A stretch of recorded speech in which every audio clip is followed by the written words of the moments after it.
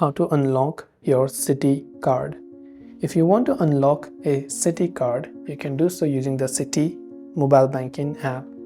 So go ahead and then first of all launch the Citi Bank application or Citi Mobile app.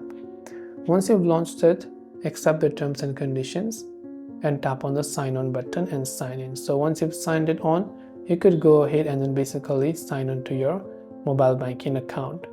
Now if you're talking about activating your card, you can open it up and then you'll find the option to activate your card in that case. So you can see over here, you'll find register or activate a card. So you can select your credit card number or whatever else and tap on the continue button to follow the prompts and activate your card, by the way.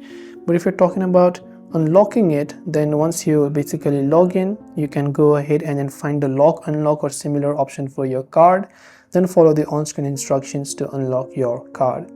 This way you can go ahead and then unlock your Citi card. I hope the video helped you out, and if you have any questions, do feel free to leave them down in the comments below. As always, thanks for watching till the very end and see you soon in the next video.